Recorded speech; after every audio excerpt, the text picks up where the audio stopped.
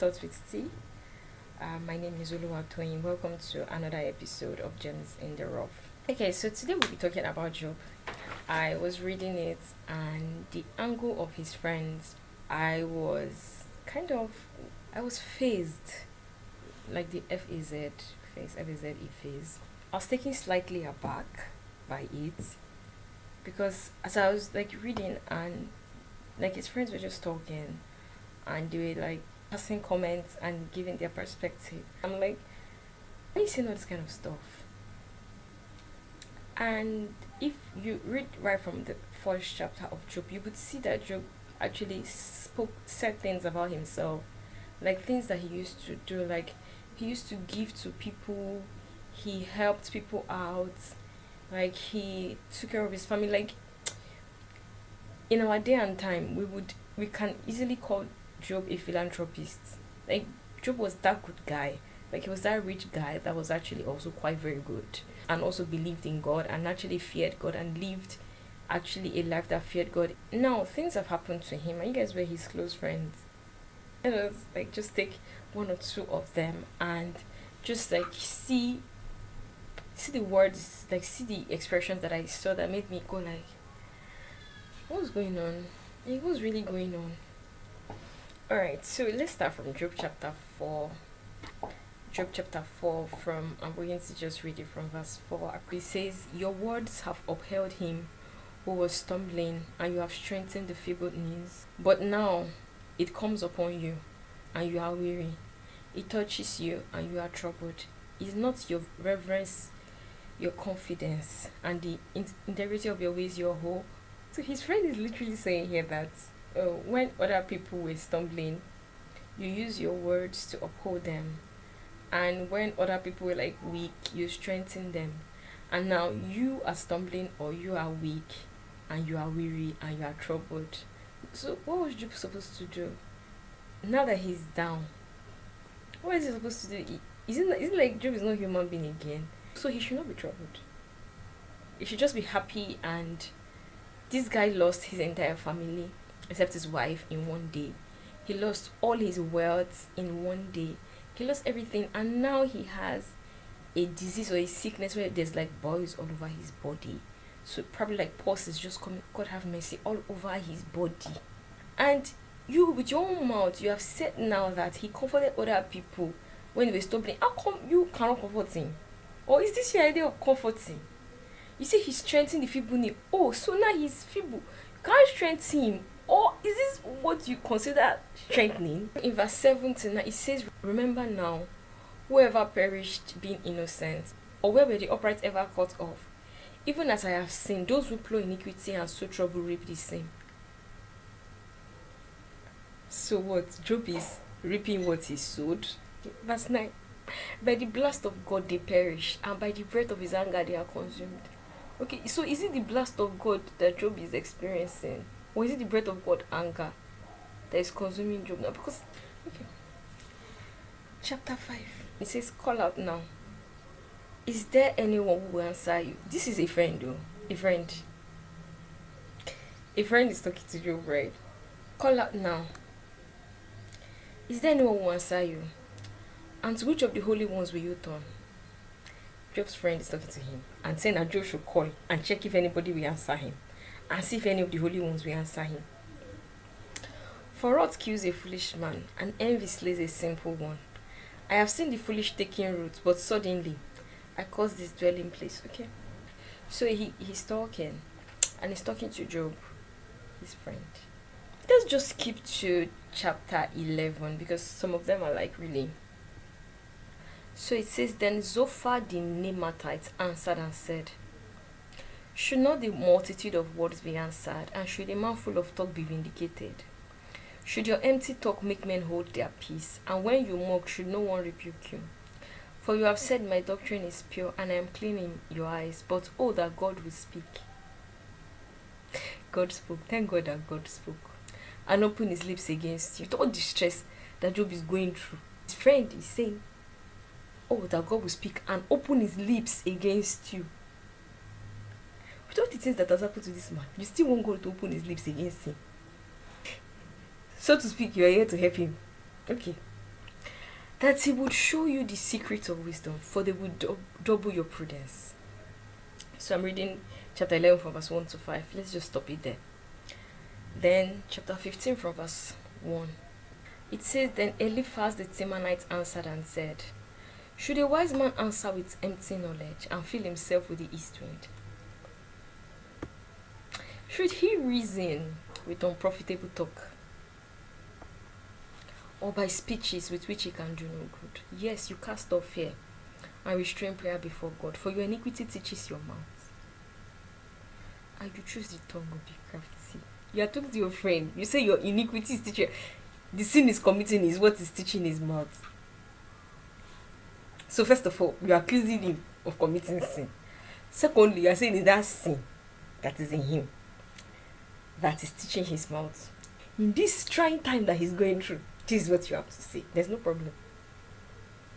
For your iniquity teaches your mouth, and you choose the tongue of the crafty. Your own mouth condemns you, and not I. Yes, your own lips testify against you. Are you the first man who was born? Or were you made before the hills? Have you heard the counsel of God? Do you limit wisdom to yourself? What do you know that we do not know? What do you understand that is not in us? Both the grey haired and the aged are among us, much older than your father. Are the consolations of God too small for you? And the word spoken gently with you? Why does your heart carry away? And what do your eyes wink at, that you turn your spirit against God and let such word go out of your mouth? So this is another of Job's friend talking to him, right? And so if you read the whole of Job, right, from like chapter 1, I think it's to verse chapter 42, I'm not sure, probably. So if you read the whole thing, there's something that is quite like that eventually comes to light in there. Job's friends are quite very knowledgeable. They sound like people who are well read, they are very educated, and people that like they've listened to other people, they've gotten knowledge from various sources, so they are quite well versed. I want to imagine that they're trying to offer comfort to Job, but at the end of the day, I was just reading this and I'm like, is this helping? Because Job is like very, should I say, depressed? Some level of sadness is going on in Job, because when you hear the kind of things that Job is saying, it's like, I think he even caused the day he was born and all that. So he's quite very, should I say, very downcast. And I can get the angle of, some of the things he's saying, they're like really far. But some of these things that they are saying.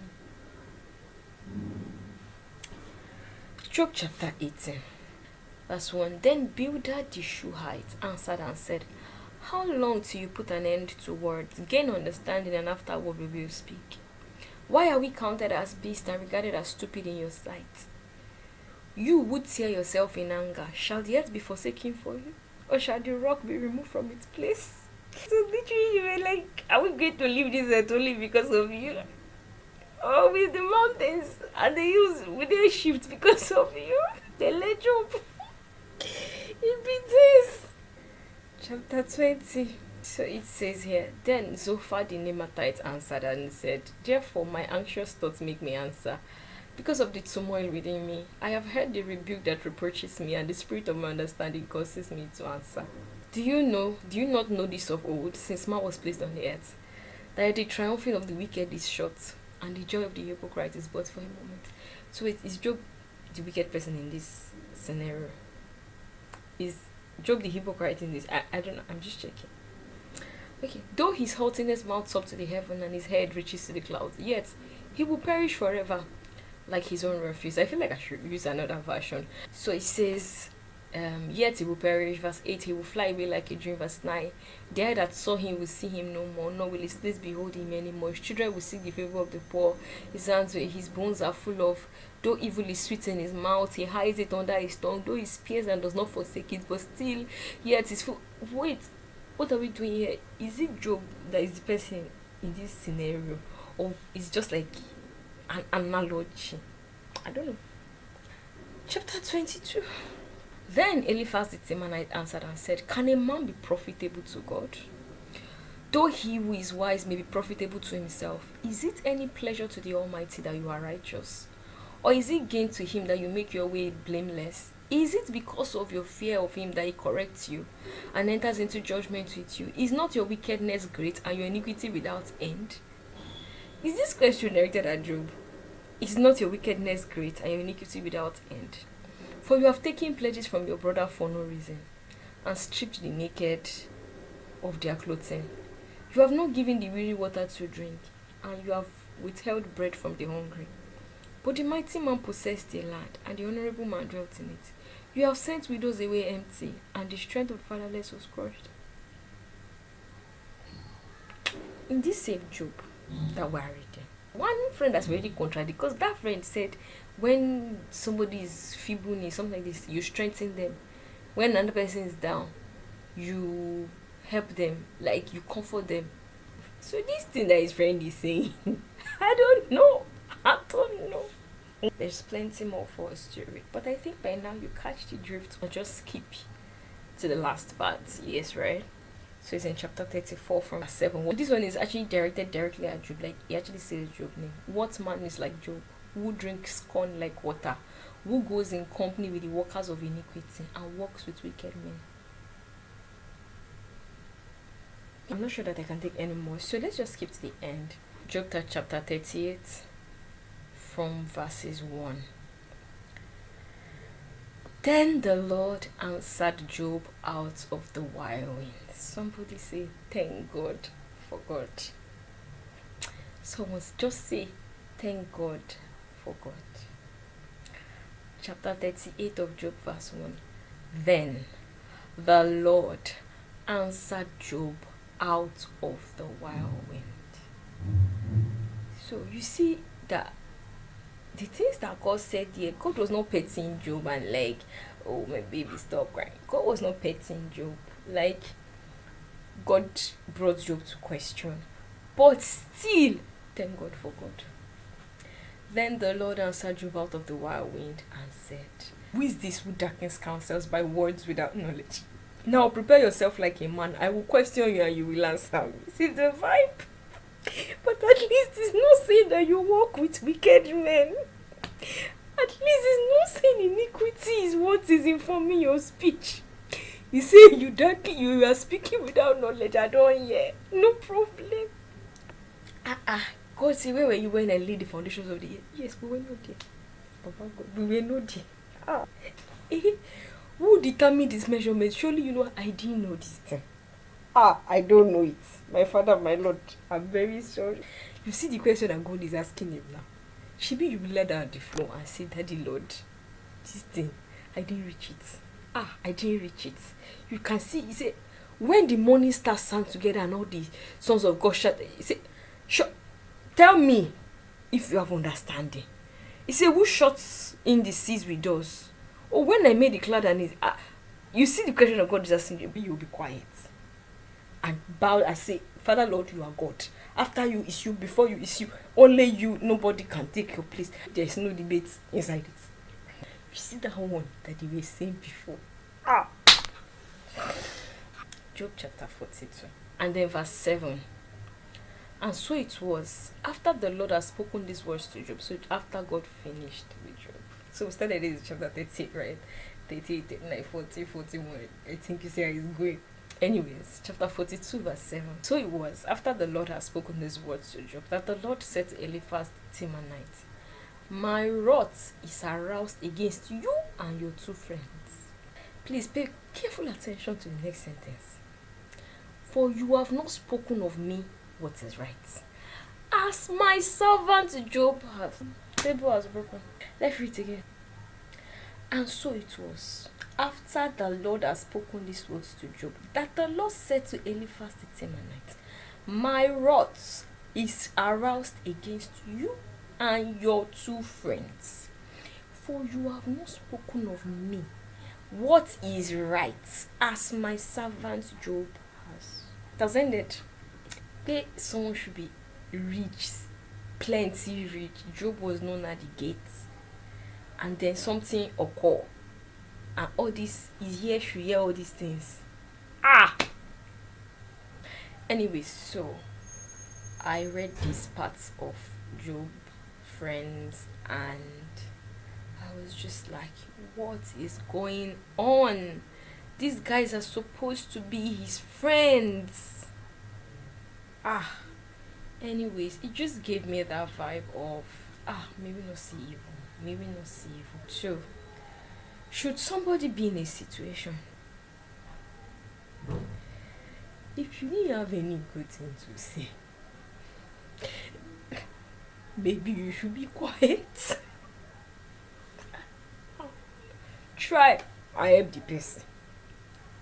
If it's doing your heart to go to the person to help, should it be that all the things that come out of your chest, it didn't good, it's not good, it didn't sweet in the ear? Baby, you should swallow it. May God help me and all of us, that our words will be seasoned with salt. We know how to, like Job did for others, we'll be able to strengthen those that are weary, comfort those that are weary, strengthen those with feeble knees. Yeah, today's episode was really just my amazement with Job's friends, and well, that brings me to the end of today's episode. Till I come your way again, my name is Oluwatoyin. Bye.